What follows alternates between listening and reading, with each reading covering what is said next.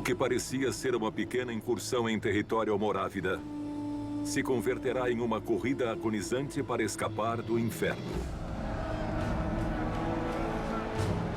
Quando o sol se esconder, somente 7 homens se manterão em pé. 5 desgraçados sem nome de quem ninguém voltará a falar. Um herói e um rei.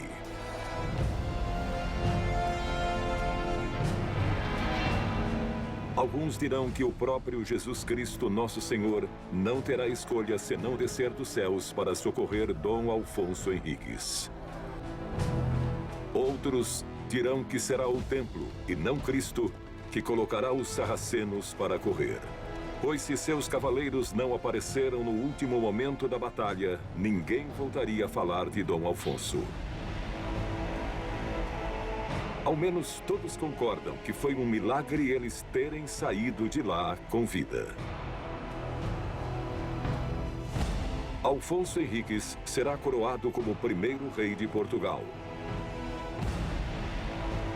Porém, o herói de Ourique será Gualdim Pais.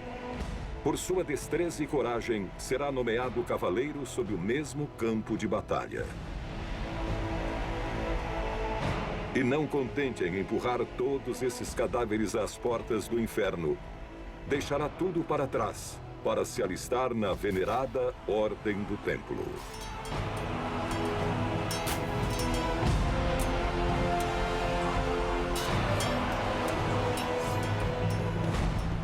Os reis morrem prostrados na cama.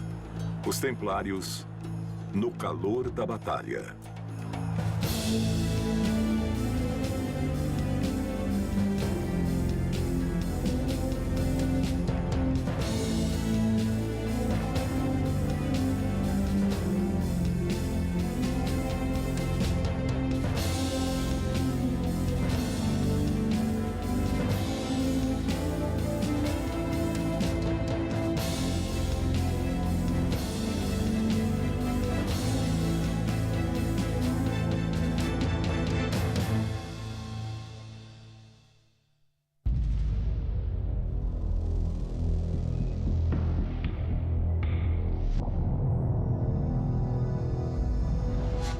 Estas palavras são dirigidas a todos aqueles que hoje têm a generosidade de renunciar às suas próprias vontades e desejos para filiarem-se à milícia do verdadeiro rei.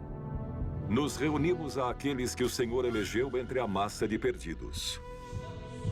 Pois ele nos separou destes que, sem nenhuma consideração pela justiça, não procuram defender os pobres e as igrejas como é o seu dever, e sim criar violência, motins e mortes. O que é que os motiva? E eu também não estou defendendo, entende? As ordens de cavalaria, eu simplesmente as contemplo e tento entendê-las, não é? O que é que os motiva? Bom, a motivação era a defesa dos lugares santos. Não matar ninguém, e sim defender os lugares santos, que para eles era uma realidade muito sagrada, não é? E como eles dizem, bom, você precisa defender sua família, tem que defender alguma coisa que tenha muito valor para você. Bom, pois se tenho que defender, eu não quero matar ninguém. Mas que ninguém atravesse o meu caminho, cause problemas, porque aí vou me defender. Acredito que hoje em dia é muito difícil entendermos o que era um cavaleiro templário. O cavaleiro templário era um homem que se entregava completamente a um ideal, que tinha valores, que vivia em equipe, dentro de uma confraria, e que devia possuir uma força espiritual e de ação muito grande. Pessoas que, a princípio, acreditavam no que estavam fazendo e procuravam, através do exercício de seus talentos, servir a um propósito maior, basicamente dando a vida em defesa das terras santas e em defesa da cristandade. A vida das ordens militares é um conjunto de luzes e sombras. É um mundo religioso e um mundo militar. Se considerarmos que, efetivamente, a nível ideológico, a morte entrega a este soldado a responsabilidade de subir aos céus e sentar-se ao lado de Deus, depois encontramos um soldado com a cabeça forte o suficiente para saber quais são seus objetivos e muito comprometido com a atividade militar e religiosa. Gualdim Pais vassalo da casa de Dom Afonso I, rei de Portugal, e por ele nomeado cavaleiro na heróica batalha de Ourique. Você não está aqui para ser convertido em cavaleiro, mas à ordem do templo. Você não gosta do anonimato. Hoje, você deve fazer seus votos de pobreza, obediência e castidade, assim como faz todo templário. Porém, estará desejando que coloquem uma espada em suas mãos. Você não veio para servir a Deus. Você quer impressioná-lo. Podemos dizer que desde o princípio, na Ordem do Templo, havia pessoas com religiosidade maior e outras com menor. Havia quem só queria um lugar para dormir e comida quente, e havia quem realmente tinha vocação de serviço ou uma vocação para a cavalaria a serviço da fé de Deus. Os templários foram poucas centenas na Europa. Procure imaginar umas poucas centenas ou poucos milhares chegaram a mudar a história da Europa.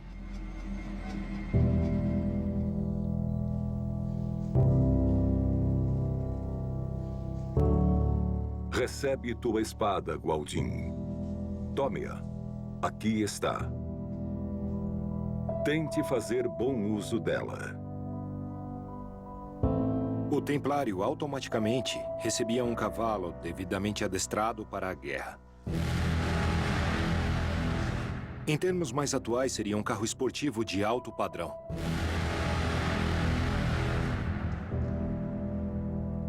Ele recebia as armas, que consistiam em uma espada de arção, mais um escudo.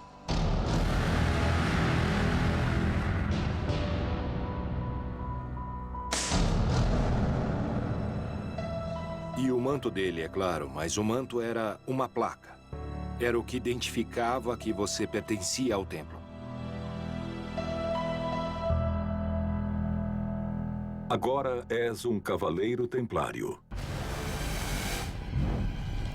Portanto, esqueça de todos os pecados que tenha cometido em sua vida anterior. Esqueça-os, pois aqui todos serão pagos com rios de sangue. Passarás 5 anos na Terra Santa e aprenderás a construir arietes e reduzir cidades inteiras a cinzas. Em um cerco, não será o primeiro a lançar a pedra que estará livre do pecado. Temos que levar em conta que naquela época era uma prática comum que quando se atacava uma fortaleza, se passava a espada na guarnição e na população. Não era algo unicamente dos cruzados, era uma prática difundida pelo mundo todo. O exército sitiador dava a oportunidade para a guarnição se render. Se ela não o fizesse, automaticamente sabia qual era seu destino, e este era normalmente de passarem a espada e, efetivamente, em maior ou menor grau, também a população. Um cerco, basicamente, era tomar de assalto um castelo. Naquela época se empregavam todos os tipos de armas, como, por exemplo, os trebuchês ou os mongonés, que eram grandes catapultas normalmente acionadas por contrapesos que disparavam pedras e uma espécie de pá. A maioria de seus irmãos são como você, Gualdin. Não foram criados em um monastério. São homens de armas que conhecem muito bem o cheiro de sangue. Já não são mais simples indivíduos cheios de ideias, já são peritos. Muitos deles são cavaleiros que tinham um exercício que conhecem porque haviam participado de guerras feudais, em batalhas, em conflitos e que, portanto, estão preparados para o combate. No templo, você encontrará capelões, arquitetos, contadores, negociantes de panos. Encontrará monges e guerreiros, temíveis guerreiros. Tecnicamente não são monges guerreiros, visto que os templários em si não são monges. A função deles na vida, e a função na ordem, é, em muitas ocasiões, mais importante que eles empunham as espadas do que unicamente se dediquem a orações. Tomai e comei todos disso, porque este é meu corpo, que será entregue por vós. Tomai e bebei todos disso, porque este é o cálice do meu sangue. Sangue da aliança eterna, que será derramada por vós e por todos os homens para o perdão dos pecados.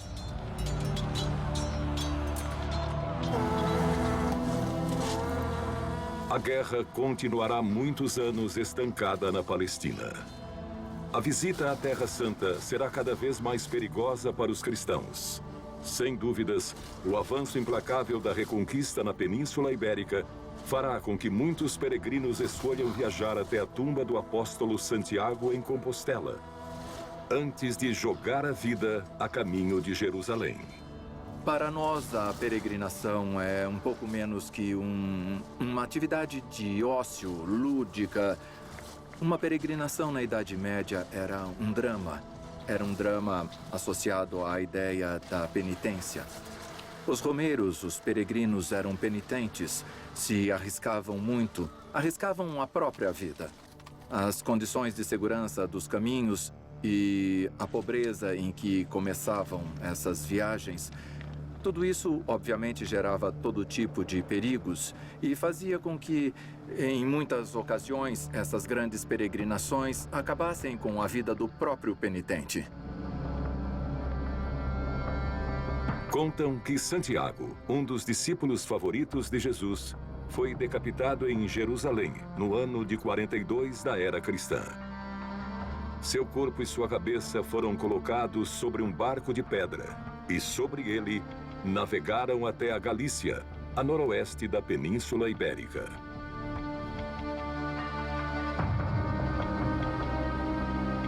Santiago foi morto na Terra Santa e foi transportado pelos seus discípulos em um barco de pedra, como se conta, até Santiago de Compostela. Passados alguns anos, com as invasões árabes, eles perderam o lugar onde Santiago estava enterrado. Aconteceu um milagre, uma estrela e anjos cantando. E um padre que estava rezando a missa foi com todos os seus fiéis, seguindo o caminho que indicava a estrela. E descobriram o túmulo onde estava Santiago e 2 de seus discípulos. Compostela, além de significar simplesmente o campo da estrela, também significa o campo da estela. E uma estela é uma lápide funerária. Santiago era equiparável em importância religiosa, política e social a Jerusalém e a Roma. Quantas pessoas não desejaram, na Idade Média, ver essa relíquia, pagar, viajar, visitar, inclusive reis motivados pela presença de um elemento tão importante não teriam desejado ir até lá para desfrutá-la ou conhecê-la em maior detalhe. Acontece que em Santiago de Compostela se encontraram relíquias e, em consequência, foi erguido um templo e patrocinado, por assim dizer, todo um movimento destinado a incrementar a importância de Santiago. Não é por acaso que essas relíquias tão importantes de um dos discípulos, o primeiro que sofreu martírio por Cristo, apareçam no que é chamado de fim da terra. Seguindo também o mandado de Jesus Cristo, ide e pregai o Evangelho até o fim do mundo, que naqueles tempos se entendia como o fim da Terra. Eles entendiam o fim da Terra de forma física e acreditava-se que havia acabado o período de evangelização, visto que havia uma antiga crença de que o mundo terminava ali e dali em diante, sendo a Terra plana, não havia nada, não existia nada, e que se os barcos chegassem mais longe, cairiam no vazio de onde vem aquela expressão de non plus ultra, não vá mais longe. Santiago Apóstolo. Ele tem o poder de curar os doentes, de curar os males que habitam mais profundamente na alma, de bendizer todos aqueles com um coração mais puro, se colocar a seus pés. E não era só isso, pois também podia cavalgar e reduzir a cinzas qualquer exército infiel que tivesse coragem de se pôr em seu caminho. Se contarão centenas de batalhas em que os céus se abrem para que deles desça o mesmo apóstolo Santiago, armado com uma espada de fogo, encabeçando a vitória dos exércitos cristãos por toda a península. Os reis o invocarão. Todos os caudilhos cristãos jurarão ter recebido seu favor. E assim, Santiago o Maior, um dos apóstolos favoritos de Nosso Senhor, de tanto decapitar cabeças sarracenas, passará a ser mais conhecido como Santiago Matamoros, patrono da Espanha.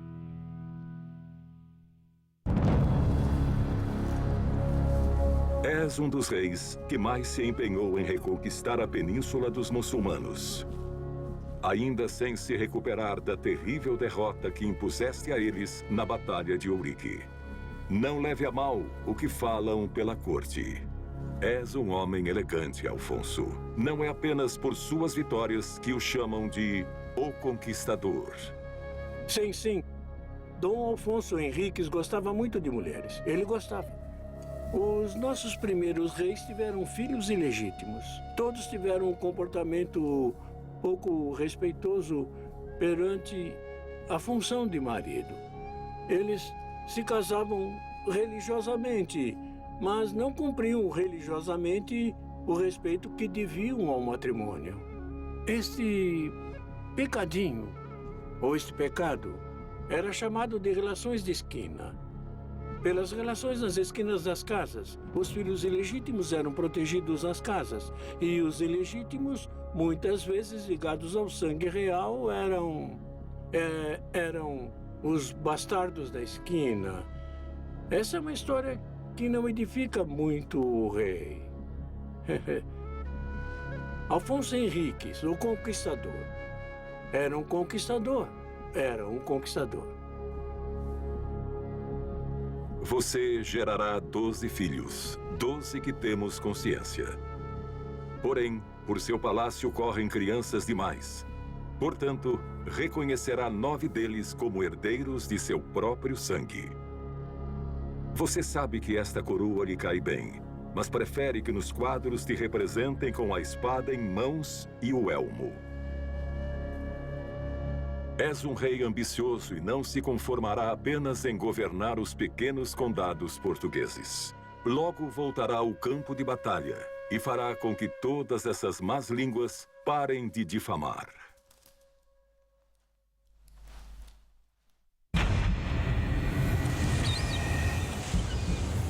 Terra Santa, ano do Senhor de 1144. Não haverá piedade para os infiéis. Não serão trocados prisioneiros. Não se curarão suas feridas e não os alimentará. Não. Desta vez o templo não perdoará a vida de ninguém.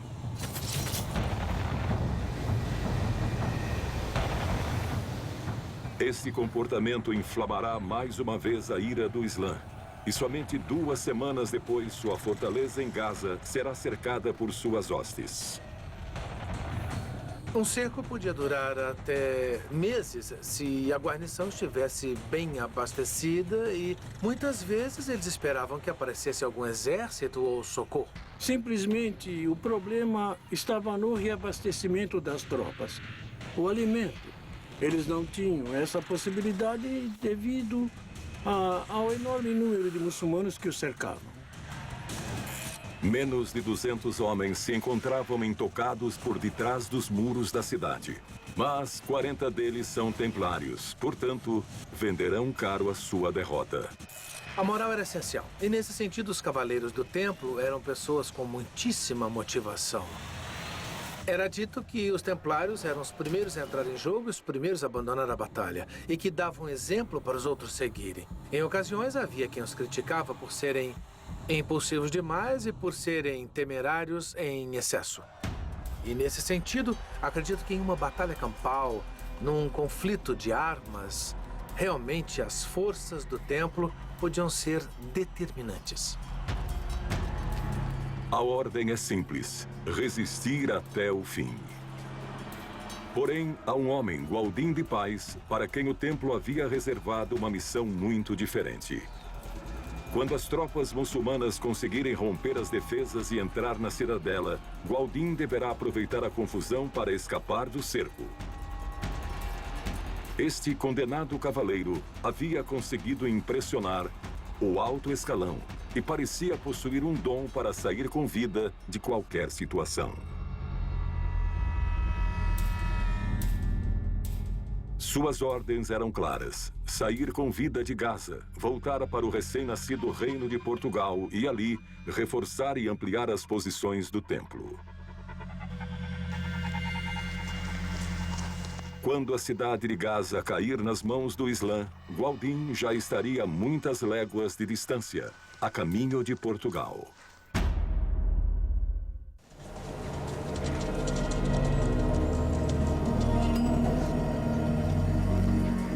San Cucufato foi um dos primeiros homens que viajou para a Península Ibérica para cuidar de evangelizá-la.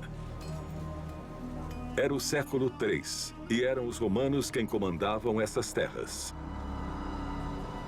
Condenaram-no à morte. Primeiro, lhe abriram o ventre e extirparam suas entranhas. Porém, as colocaram novamente dentro do corpo e costuraram com uma linha. Os romanos, então, decidiram condená-lo à fogueira. Porém, veio um forte vento que apagou as chamas. Cucufato finalmente foi degolado, e disso não se salvou.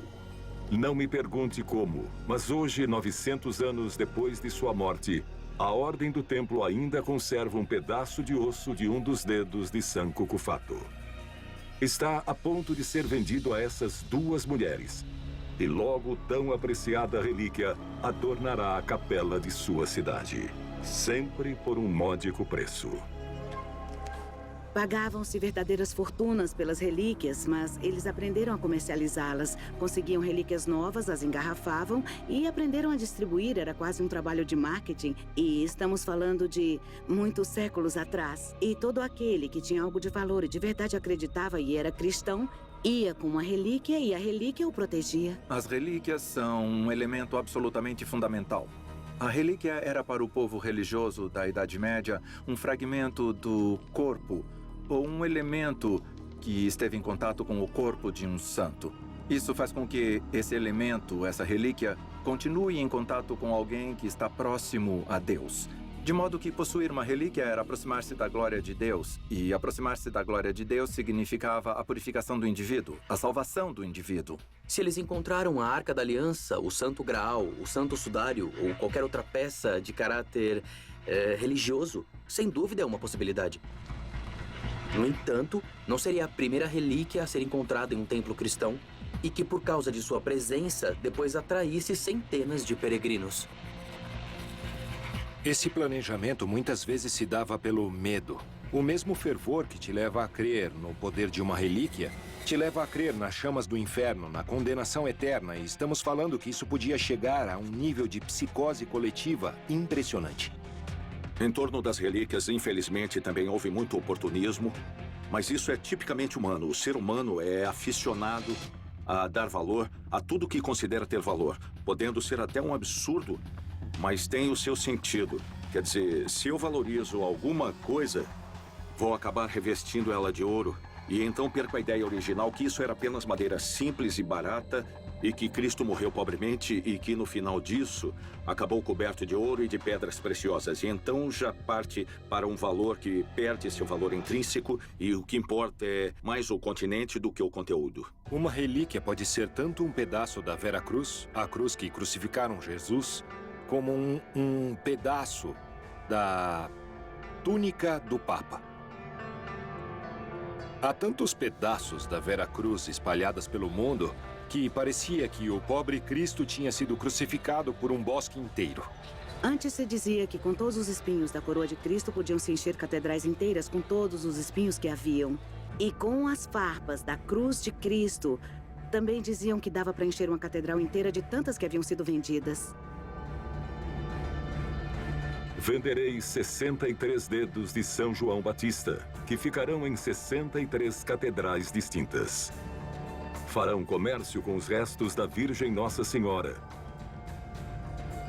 Com seu véu, com um braço, seu fígado, sua língua, e inclusive o leite com o qual ela amamentou Jesus. De seu Filho, nosso Senhor Jesus Cristo, vocês guardarão com zelo 64 de seus dentes de leite. Se ajoelharão perante suas santas fraldas e ante seu santo cordão umbilical. E poderão vender alguns dos 17 santos prepúcios que se mantiverem incorruptos ao longo dos séculos. Houve alguns séculos em que havia mais de 800 graais circulando por toda a Europa. 800 não sei se é o número certo, mas eram muitos. Assim como o leite da Virgem e um pedaço do manto de São José. E o crânio do menino Jesus, com certeza. Um crânio de bebê elevado pelo imaginário popular e pelo fervor popular a ser o crânio do menino Jesus. Havia relíquias absurdas, mas o que dava valor a uma relíquia não é o que ela realmente era, mas sim o fervor que ela despertava nas pessoas. E olha, não era só naquela época, hoje em dia também. Vocês leiloarão a cauda do asno que o levou em seu lombo, a santa esponja que recebeu para beber em sua crucificação, 13 lentilhas de sua última ceia, uma de suas sandálias e várias escamas dos peixes que ele, em sua glória, multiplicou. Vosso fanatismo pelas relíquias os levarão a comprar um suspiro de São José em uma garrafa e a adorar uma das moedas que Judas cobrou. A catedral em Mainz, na Alemanha, chegará a abrigar 2 penas e um ovo do Espírito Santo, de quando este se converteu numa pomba. E são vocês que querem saber onde se encontra o verdadeiro Graal?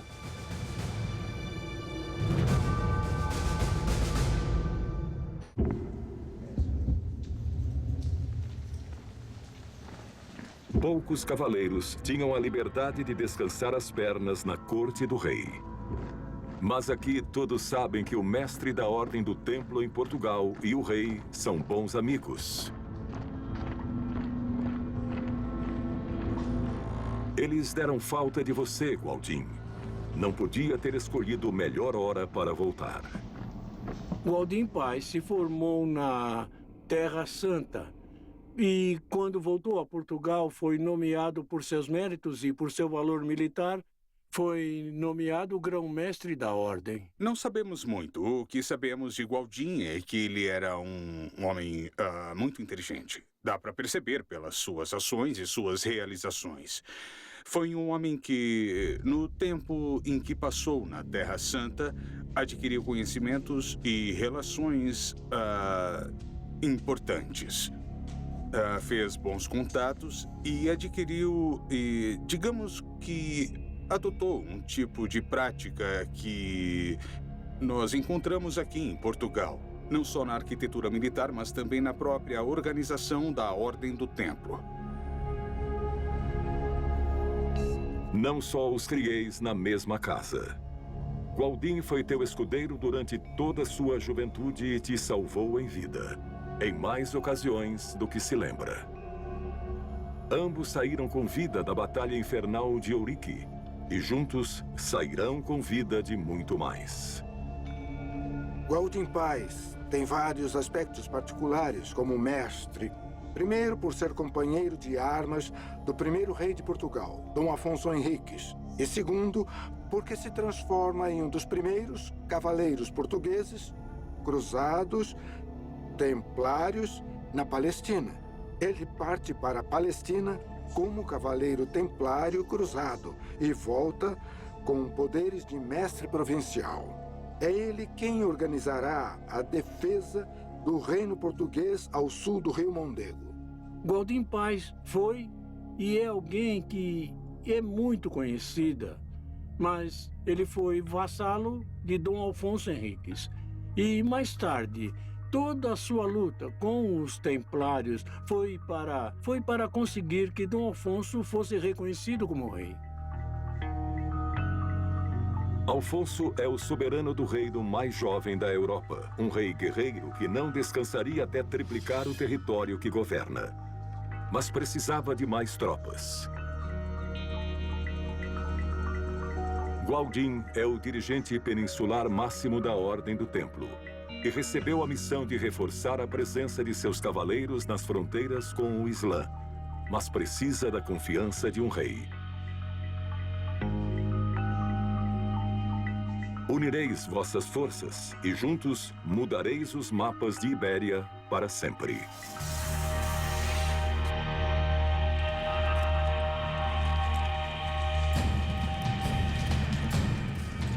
Dom Afonso Henriques, pelo que chegou até nós, foi um rei valente que atuava com determinação. Um rei, eu não diria raivoso, mas sim um rei que valorizava o conceito de nobreza da época. Valores como a lealdade, fidelidade aos seus princípios, bravura.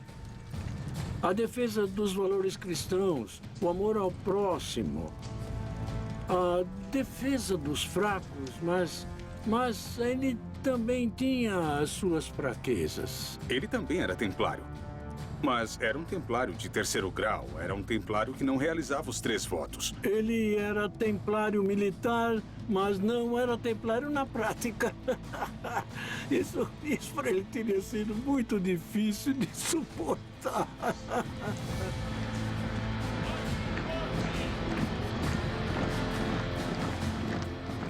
No ano da graça de 1147, nada mais começa a segunda das grandes cruzadas. Uma poderosa armada inflará suas velas desde a Inglaterra para unir-se a seus irmãos cruzados de Jerusalém.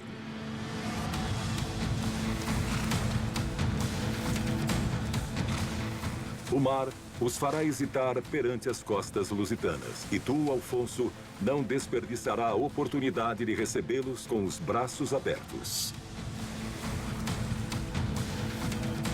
É tão honorável aos olhos de Deus combater na Península Ibérica como fazê-lo na Terra Santa.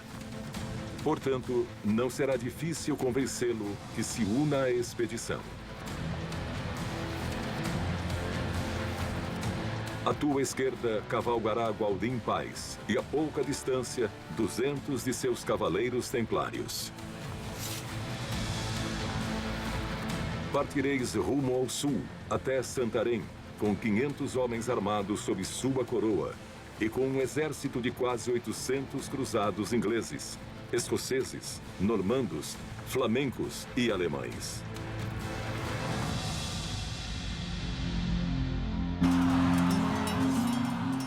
Bessaí Said, assim se chama o general inimigo. Postará seus 5.000 guerreiros andaluzes juntos à velha ponte de Sacavém. Os aldeões da área contarão a seus filhos como Nossa Senhora a Virgem fez com que alguns anjos ruivos, altos e de olhos claros apareceram do nada para degolar os inimigos de Dom Alfonso. Contarão mais de 3.000 mortos. Uns falecidos pelo fio da espada, outros diretamente afogados no rio. E não contentes em confundir os cruzados do norte com anjos de Nossa Senhora, relatarão como, em meio ao clamor da batalha, Bessaí Said, o general muçulmano, abriu os olhos e abraçou a verdadeira fé de Cristo. Eu também o haveria feito, antes de terminar afogado em um charco. Não dará descanso nem à sua montaria, nem a seus homens. Somente 2 dias após a Batalha de Sacavém, formará cerco em Lisboa. 2 meses durará o cerco, mas acabará com ela. No ano do Senhor de 1147, você, Alfonso I de Portugal, arrebatará Lisboa dos muçulmanos. Estas serão as únicas vitórias da cristandade em toda a Segunda Cruzada. Gualdim Paz participou desse ataque. E os templários ajudaram o rei na conquista de Santarém, na conquista de Lisboa e também na ampliação do território nacional e na consolidação da independência de Portugal. E os templários representaram um papel importantíssimo. Portugal não seria Portugal. Não teríamos conseguido nossa independência. Não teríamos ampliado esse território se não fosse a ajuda dos templários.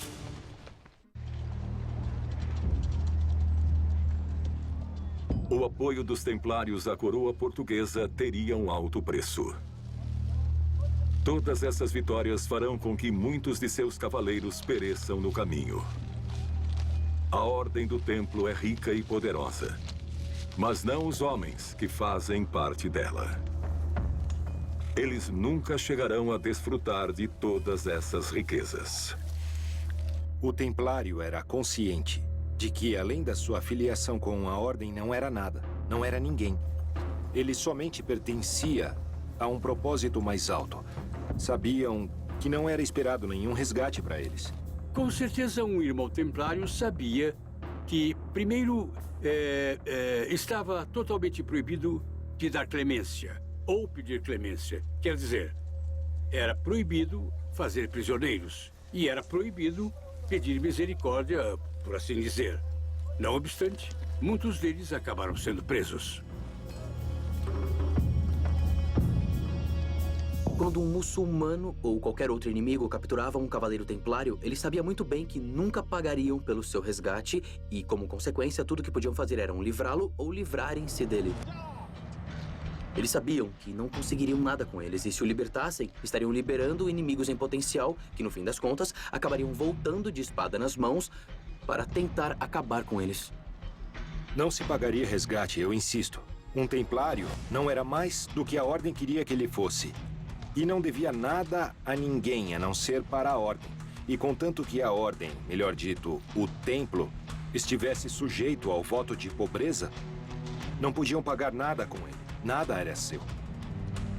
Por isso, aquela vontade de vencer, por sua capacidade de combater. Porque sabiam que não tinham a menor oportunidade se fossem feitos prisioneiros. Não havia nenhuma troca.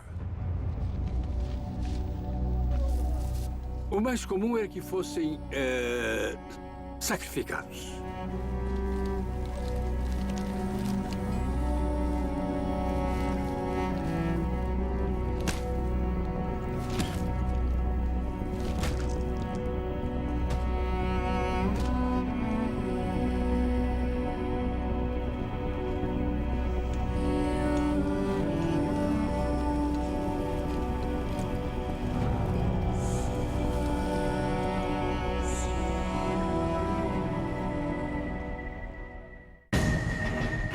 Ano do Senhor de 1148. As conquistas portuguesas causaram estragos entre os reinos de Taifa e conseguiram desmanchar o tabuleiro de xadrez em que se disputava a chamada Reconquista. Al-Andalus cada vez tinha mais dificuldade de deter o avanço dos reinos cristãos. A terra de ninguém cada vez se fechava mais. Sempre que os muçulmanos vinham para o norte, eles encontravam a terra de ninguém cada vez mais fechada, porque os templários haviam limpado aquele território e o haviam ocupado. Não só tivemos guerras contra os muçulmanos, mas para ampliar o nosso território, mas também tivemos guerras contra cristãos, contra o rei de Leão. Durante os primeiros 30 anos de Dom Alfonso Henriques sobre o terreno, a única ordem militar que se mantém ao seu lado é a dos Templários. Ao mesmo tempo em que se funda Portugal, se funda a Ordem do Templo. São síncronas no tempo. Ninguém reconheceria todos esses méritos da Ordem do Templo. A história se escrevia nos palácios dos reis e não nos campos de batalha.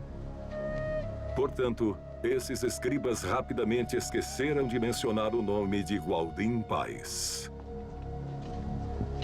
Gualdim Paz lhe serviu lealmente, e os templários lhe serviram lealmente, exceto em uma única ocasião, na qual os templários, apesar de sempre obedecer ao rei de Portugal, e tendo um estatuto que lhes dava grande autonomia, graças ao rei, eles se negaram a servir ao rei de Portugal. Decidiram atacar a cidade de Rodrigo e pediram ajuda dos templários. Mas, dentro das tropas de Dom Afonso Henriques, havia um esquadrão de cavaleiros muçulmanos que estavam a serviço do rei. Os templários se negaram a combater ao lado dos muçulmanos e contra outros cristãos. Os templários evitavam como fosse combater na Europa em guerras de cristãos contra cristãos. Não permitirás que seus cavaleiros derramem sangue de cristãos, e muito menos que sejam ajudados por tropas sarracenas. Os anjos no céu se retorceriam de dor se vocês chegassem sequer a desfilar juntos. A milícia do verdadeiro rei, a Ordem do Templo, sempre estará acima dos desejos de um rei de carne e osso. Os templários não participarão da Batalha de Cidade Rodrigo, A única batalha em que não lutaram juntos com o rei Alfonso I de Portugal. E a única batalha em que ele seria derrotado.